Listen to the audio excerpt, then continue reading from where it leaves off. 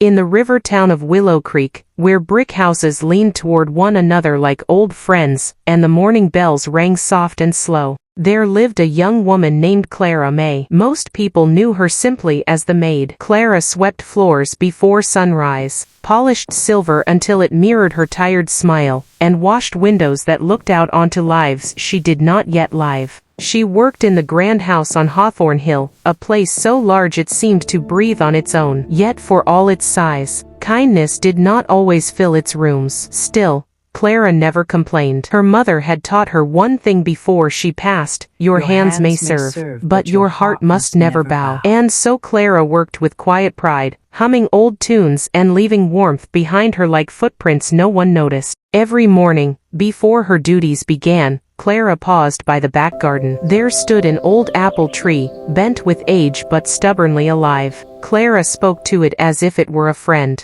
One day, she whispered, "I'll grow too." One winter evening, as snow dusted the town like sugar on bread, Clara found a stranger collapsed near the servants' gate. He was poorly dressed, his hands cracked from travel, his eyes full of worry. Without hesitation, Clara brought him bread, wrapped his hands, and sat with him until his shivering stopped. "Why help me?" the stranger asked. Clara smiled. "Because I can." The man thanked her and left before dawn, leaving behind nothing but a strange sense of promise in the cold air. Seasons turned. Willow Creek changed little, but Clara did. She began saving pennies. She asked questions. She learned numbers from the cook, letters from the gardener, and business sense from the old ledgers no one bothered to lock away. At night, she wrote ideas by candlelight, dreams of a small shop, a place of her own. Then, one spring morning, the town buzzed with news. A new investor had arrived, someone planning to revive the abandoned mill by the river. Jobs would return, shops would open.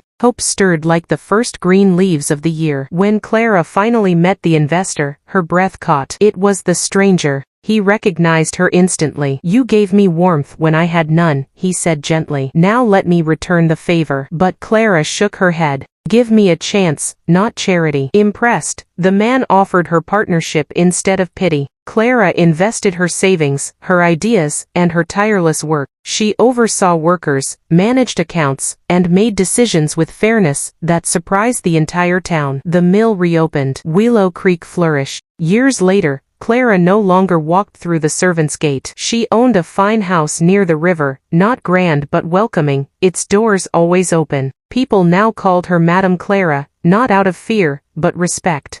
Yet